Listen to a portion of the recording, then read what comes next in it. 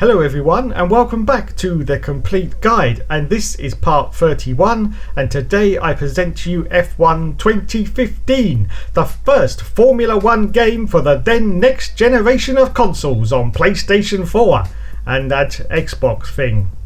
Now, in the comments somebody asked me, can I turn this game back to its original release before any of the patches came out? First of all, I said no, go away, that's not possible. But anyway, I went away and had a little tinker, and after a lot of faffing about, I finally worked out how to do it. So this I present to you now is the game before any of the patches. Yes, this is the game fresh and golden out of the packet. Let's have a look at the tracks first before we continue. The tracks in F1 2015 are Australia, Malaysia, China, Bahrain, Spain, Monaco, Canada, Austria, Britain, Hungary, Belgium, Italy, Singapore, Japan, Russia, USA, Mexico, which was new, Brazil and Abu Dhabi. Now we go on to the teams and drivers. Of course, this was minus the Manners. We've got Lewis Hamilton and Nico Rosberg in Mercedes. We've got Daniel Ricciardo and Daniel Kvyat in the Red Bulls. And in the Williams, we've got Felipe Massa and Valtteri Bottas. We move on to Scuderia Ferrari. We've got Sebastian Vettel and Kimi Raikkonen. McLaren's got Fernando Alonso and Jenson Button. Then we've got Sahara Force India with Nico Hulkenberg and Sergio Perez. Then on to Scuderia Toro Rosso with Max Verstappen and Carlos Sainz. And our next team is the Lotus F1 team with Roman Grosjean and Pastor Maldonado. And then our next team is Sauber with Marcus Ericsson and Felipe Nasr. And that completes the lineup. So here we are on the grid, and I'm in the McLaren. I've chosen the McLaren because it's got the old livery on it, and I've got no car setups because I'll explain why in a moment. But yes, so let's do a quick 3-lap race and see exactly how this game was when it first came out of the packet. So the lights go out and it's away we go. And straight away, well, at least on a pad anyway, the handling doesn't feel too bad. One of the main complaints I had about this game, especially on the PS4 controller, was that it was very slow to centre the steering after you came out of the corners. But was this as a result of some of the patches, and was it actually a lot better in the original release? Well, I don't know, but I have to say on this evidence it feels okay. Now I'm going to tell you how I actually managed to do this, because it is very, very difficult indeed. Okay, first of all, make sure that your game disc is not in the PS4 because we're starting this completely from scratch. Also, you have to make sure that all the data for the game is deleted from the PS4. All the save data and all the huge data that's dumped in when you actually load up the game for the first time. That all has to be deleted. Now, the save data you can actually save off to a memory stick, and you can actually reload that back in later, so you haven't lost any of your setups or anything like that, so that's fine. But that's what you have to do, so it's actually a completely fresh install. The other thing you have to do is disconnect your PS4 from the internet, because as soon as you connect to the internet and start to reload this game in, it automatically starts to download the last patch, which was patch 108, onto your hard drive. So you cannot play this game in this mode when you're connected to the internet. So you put your game disc in, you wait for the data to load in, which only usually takes a couple of minutes, and you are good to go with this, the absolute virgin copy of F1 2015, how it was released by Codemasters from the factory. Of course, once you've done this, you can actually play a whole championship season if you so desire using this old McLaren livery. But as I say, you cannot connect to the internet while you do that. And of course, you cannot go online because it needs the patch for it to work properly. Now, of course, one of the other problems with this game was the contact model. And as you can see, I'm just actually hitting into Max Verstappen. Our wheels are locked, but if you notice, I'm not being speared off into the barrier going off the left hand side. Well, I did get a little bit there, but I think that was because I hit his side pod. Of course, the side pod glitch is still evident in this virgin copy of F1 2015. But overall, the effect is not as bad as I think it ended up as, oh my goodness, in later patches of the game. Anyway, while the cars go around, I'm going to tell you some more details about F1 2015. F1 2015 is a racing game based on the 2015 Formula 1 season, developed by Codemasters. It is the 7th Formula 1 game produced by the same studio. It was released on July the 10th, 2015 and features the team and driver lineup from the 2015 season, including the Autodromo Hermanos Rodriguez circuit in Mexico. It also features all the drivers, cars and circuits from the 2014 season, i.e. the Caterham F1 and the Hockenheim Ring, which was removed from the calendar. It is the first title developed by Codemasters for the 8th generation of consoles. The game runs on an all-new version of the Ego game engine, providing a large number of improvements to the game's physics models. It features an all-new Pro Season mode that is more challenging than the normal gameplay because there is no HUD and no assist, which includes traction control, ABS and manual transmission, and at the hardest level possible. The game is also compatible with the PlayStation 4 and Xbox One's voice recognition software, allowing players to talk to their race engineers during the race and ask for race information, weather updates and tyre status, and even a request of change of tyres or wing. The game was also noted for the fact that the AI would often wreck or make mistakes. This drew both praise and criticism from game critics. Unlike previous Codemasters F1 games, which have been released in September to October, F1 2015 was released in July 2015. The previous game, F1 2014, was regarded as more of a filler game until the 2015 game was released. This game is made almost completely from scratch after Codemasters decided to base this version on an entirely new game engine, said to dramatically improve both the screen quality and the AI's abilities. On the 15th of February 2015, screenshots of internal letters regarding the development of the video game were leaked onto the internet via Facebook. Codemasters later confirmed that they were indeed legitimate screenshots and had been leaked from a confidential internal development email. On May the 22nd, 2015, Codemasters released a teaser trailer pushing back the release date from June the 12th, 2015 to July the 10th, 2015 for Europe and Australia, July the 21st for North America and July the 24th for Brazil. Despite this, the PC version was released on July the 9th worldwide through the Steam platform. The final product received a mixed reception, with the PlayStation 4 version scoring 65 out of 100 on the review site Metacritic and 64.6 on Game Rankings. IGN praised the graphics and control system but criticised the game modes and the AI. Metro liked the weather effects and said the game held its own in the genre. The version released for PC received a mixed reception after release, scoring 56 out of 100 on Metacritic, and the reviews on Game Rankings yielded a rating of 56.33%. The game got to number 1 in the Chart Track sales chart.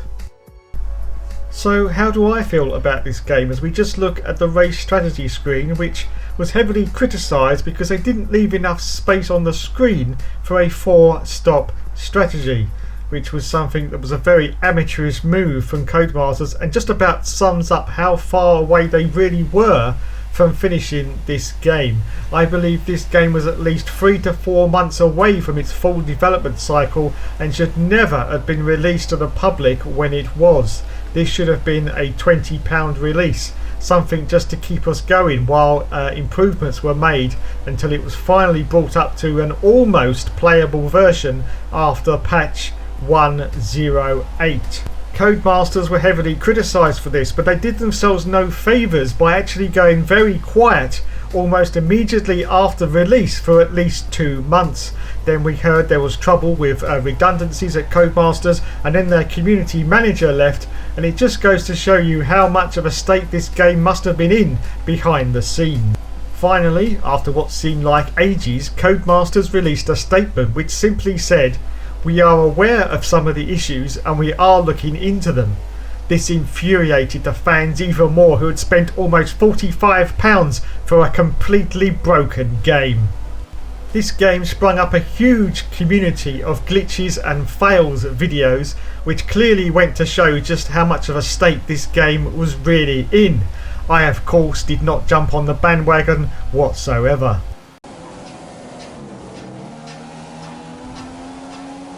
Oh, we've got Kvyat jumping up in the air.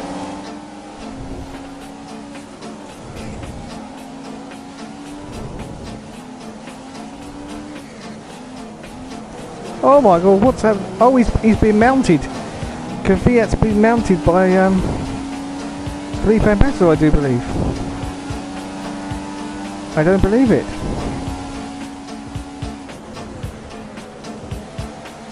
They're still mounted. Oh my god. They're having it away. It's really quite disgusting. Behave yourselves.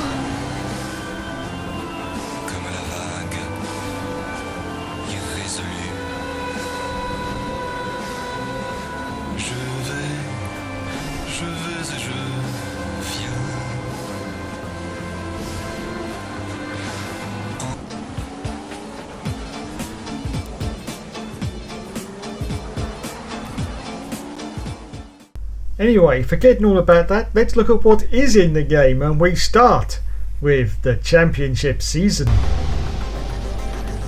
Welcome to Championship Season, where you'll become one of the elite on the grid vying for success. Now it's your turn. Travel the world and take part in the ultimate racing event. This is Championship Season mode. And this was the biggest disappointment of all. There's no career mode in this game, and you have to drive as one of the licensed drivers. And we're now in the 2014 season, so the drivers are of course Sebastian Vettel and Daniel Ricciardo in the Red Bull. In the Mercedes we've got Nico Rosberg and Lewis Hamilton. In the Ferrari we've got Fernando Alonso and the Iceman himself, Kimi Raikkonen. Our next team is Lotus with Roman Grosjean and Pastor Maldonado. Onto our next team now is McLaren Mercedes with Jenson Button and Kevin Magnussen. Then our next team in 2014 of course was the Sahara Force India with Nico Hulkenberg and Sergio Perez. Then the next team was Sauber F1 team of course with Adrian Sutil and Esteban Gutierrez. Then on to the next one, Scuderia Toro Rosso with John Eric Verne and Daniel Kvyat. Then the next team in 2014 was Williams with Felipe Massa and Valtteri Bottas of course. Then of course the next team was Marussia with Jules Bianchi and Max Chilton. As you can also see, our patch is now downloaded as I'm talking to you now, and we move on to the last team in 2014, which was Caterham with Kamui Kobayashi and Marcus Ericsson. So we move on now, and we just downloaded the patch. Now we've got the full team lineup for the 2015 season with the manners. As we just scroll through, as you can see, there's the Force India, Toro Rosso, Lotus, Sauber of course, and there's the Manor Marussia team with Will Stevens and Roberto Merri. Okay, and if by magic we are now in the Manor, and this is the last patch that was released by Codemasters, patch 108. As you can see, the Manors have got the Flexbox sponsorship on the side of their cars, and we're just looking at some of the rain effects. As you can see, I don't think anyone could have any complaints about the rain effects in F1 2015. They were pretty glorious, but as I get punted off are unbelievable. Of course, one of the things that was still really annoying in this game, even after 8 patches, was the side pod glitch, where you could quite literally have a tiny bit of contact with one of the cars and it would send you spearing off to the left or the right hand side. So on to the difficulty level on this game. You could pick from easy, medium, hard, expert or legend.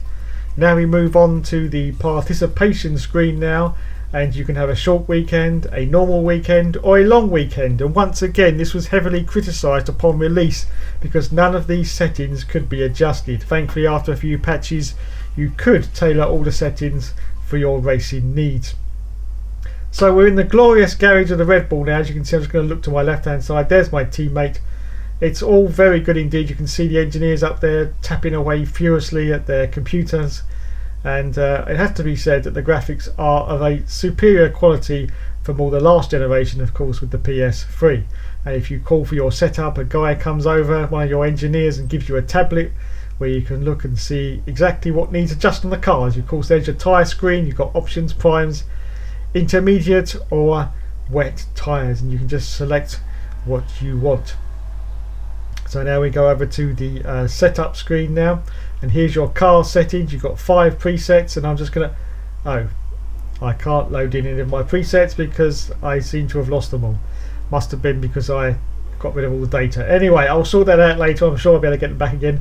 Here's your actual car settings. You've got the downforce, the transmission differential adjustment. You've got adjustments for the front camber and the tow, and of course once again you can just chuck one to the left or one to the right. And yes, you can really just go out on one wings because it really doesn't make much difference. Okay, let's have a look at the overview screen now. As you can see, there's the cars going around the circuit. You can also see the weather forecast, which once again was heavily criticised because you couldn't see the weather forecast for the race. But there you go. And there's all the other drivers, and there's all their sector times, as you can see. And there's the live TV feed where you can actually see a lot of the other drivers going around on the track. So you can see that Codemasters certainly put a lot of effort in. It's just a shame they didn't wait until this game was fully finished. Okay, so we move on now to some of the driving views. As you can see, this is your basic TCAM view, the default view that comes with the game. We're going to switch now to the offset TCAM view. Now, unlike F1 2016, none of these views are adjustable. Yes, the view you get there is the view you have to stick with. And so there you go, there's the offset TCAM. Now we're going to switch, I think, to one of the chase views, which is the view from outside the car. Yes, there you go.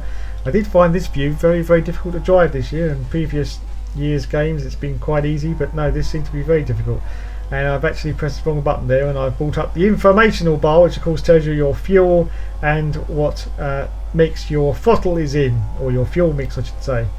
So there you go, there's the other chase view, which is a little bit further out. And now the next view is going to be the view that I hate the most, which is the one where you cannot see the car. There it is. Let's get off that very quickly. There's the nose cam view, and there we go to the glorious cockpit view. Yes, absolutely glorious.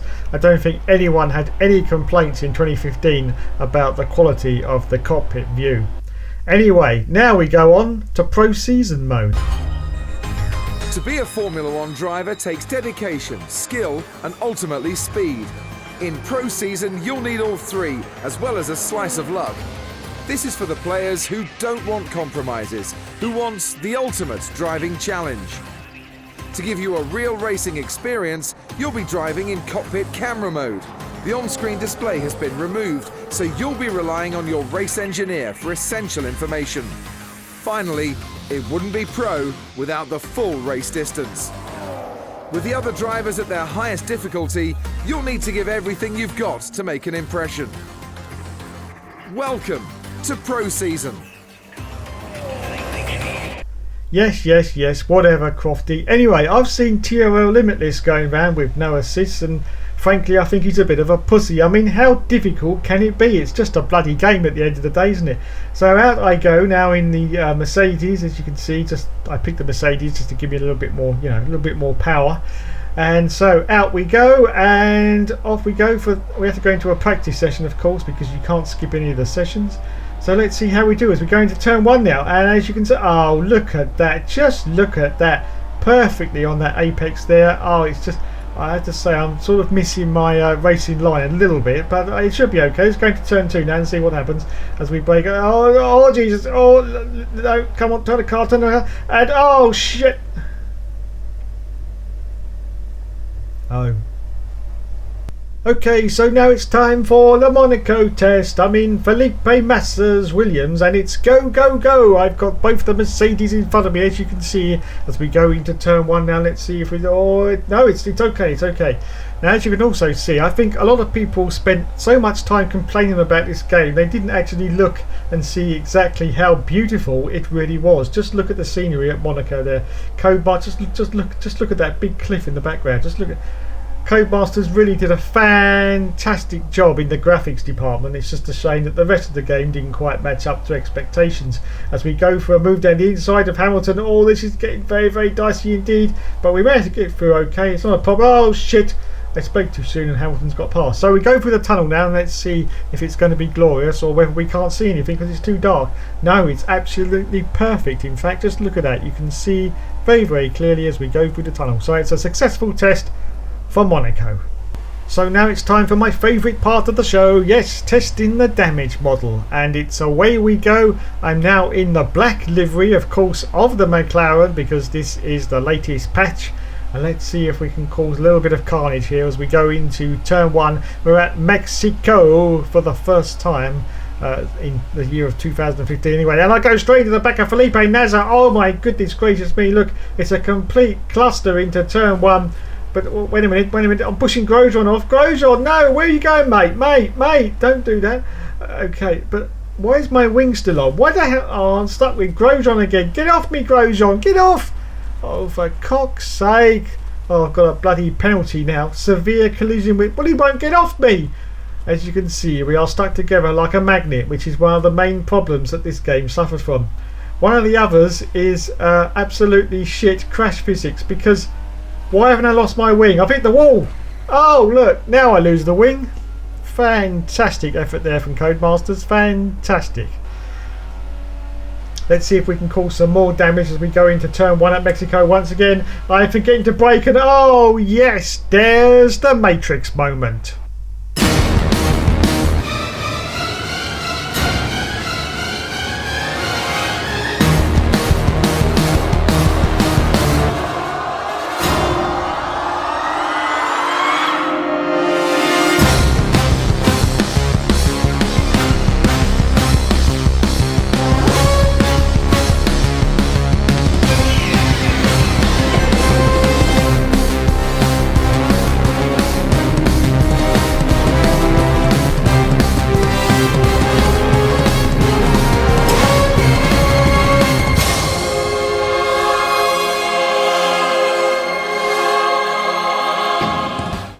So last but not least, I'm going to test the online. Oh my god, this of course was one of the most heavily criticised aspects of this game. The online, when this game first came out, was an absolute joke.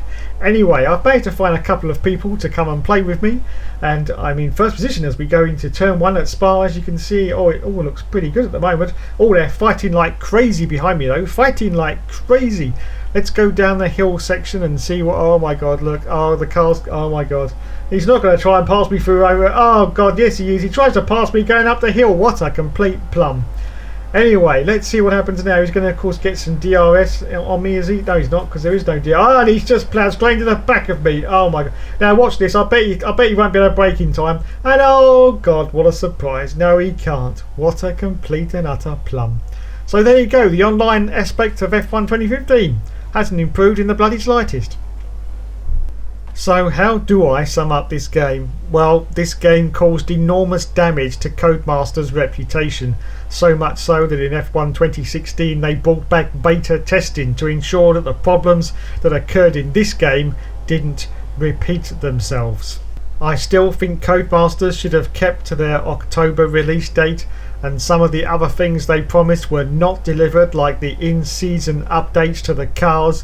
Practically, apart from I think 2 wing changes and the livery for the Manor, nothing else was changed all season long. That was partly due to the fact that they had to spend most of their time releasing patch notes to patch up this complete mess of a Formula 1 game. So to sum up, this was not Codemasters' finest hour. Now, of course, back in the day of something like F1 98, when that was released and was a complete disaster, there was nothing that could be done. But Codemasters were very lucky that in this day and age you can now release patches for the game, because if you couldn't, I think most people would have returned their copies 2 days after the release. Okay, this has been my retrospective review of F1 2015. Thanks so much for watching, guys, and as always, there will be more later.